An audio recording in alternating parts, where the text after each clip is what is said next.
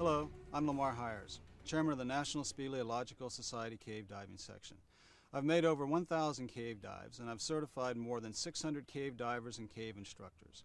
These divers and instructors have made thousands of safe cave dives.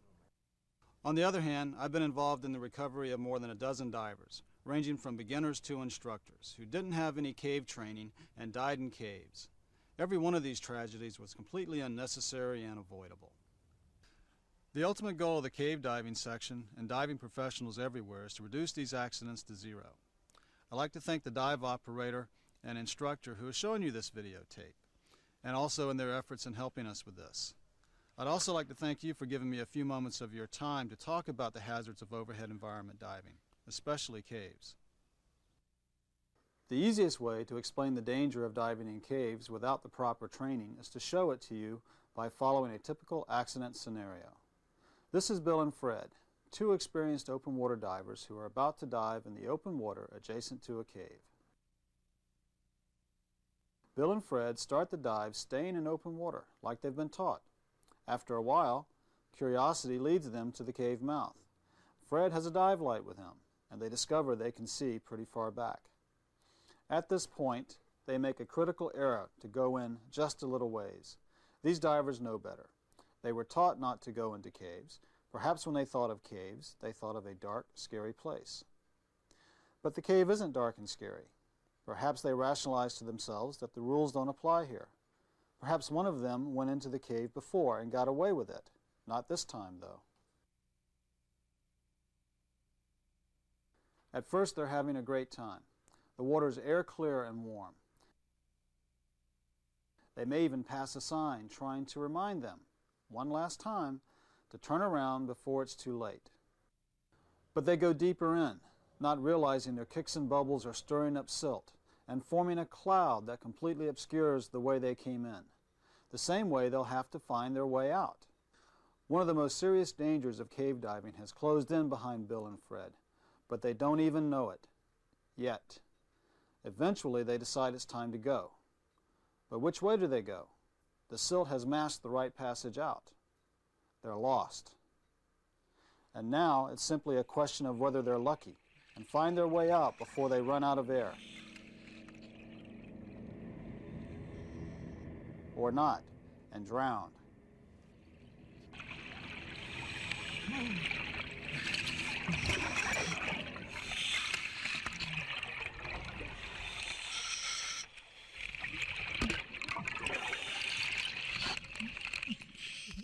This isn't the only way accidents happen in caves. Even without silt, there are dozens of scenarios that lead to the same grave end. Their light could fail, locking them into a world with absolutely no light and no hope of finding their way out. All they can do is grope the walls until their regulators start breathing hard. Even avoiding silt and a working light are no guarantee. Turning to leave, they discover that what seems to be the way out isn't. Once again, it's simply a question of luck.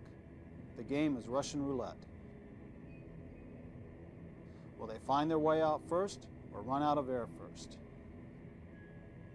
Or it may not matter whether they're lost. They may use too much air going in, not realizing they won't have enough air to make it back to the entrance. Or a free-flowing regulator unexpectedly exhausts one of their air supplies deep in the cave, and there's not enough air to share to get them both back. One or both are already dead. They just don't know it yet. Accidents like these end very grimly.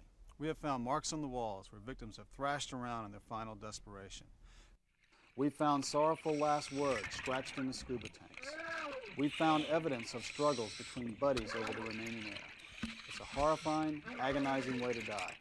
A death where you know it's happening and all you can do is wait.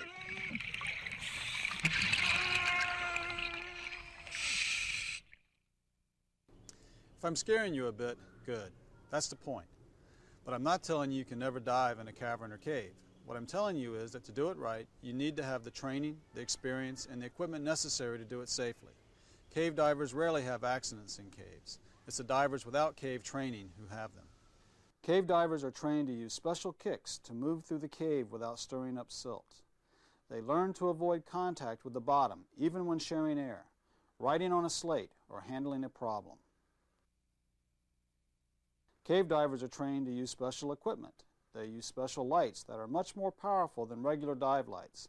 They carry at least 2 backup lights each. And they use redundant regulators to handle life support failure. And they're trained in special air sharing techniques needed for long swims out of a cave. Cave divers plan their air supplies carefully, keeping enough so that they can make it out even with unplanned delays or if sharing air with a team member. Cave divers always have a continuous guideline back to the surface, but it's not as simple as unrolling a reel behind you. Cave divers must learn to lay a line so they avoid entanglement, so they don't confuse it with other lines that may be in the cave, and so they don't break the line or cause it to pull free.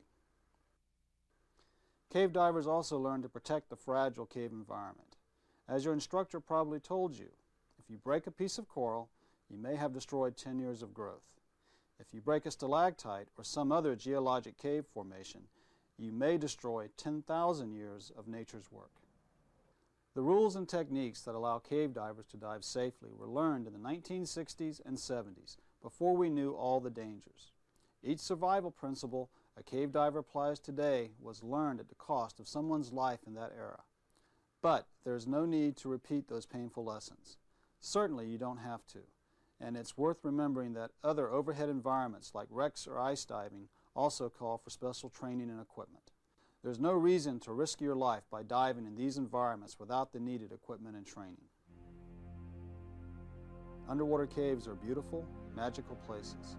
Cave diving isn't for everyone, but for those who answer the call of their challenge and mystery with the proper equipment and training, they're the most wonderful places on earth.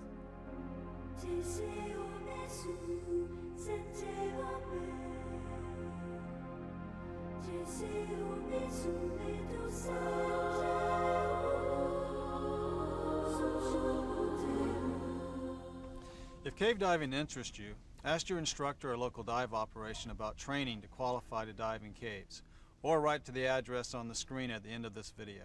But until you have the training, stay out of the caves, no matter how safe they may look. Don't let a buddy or another diver talk you into something you know is dangerous or possibly fatal.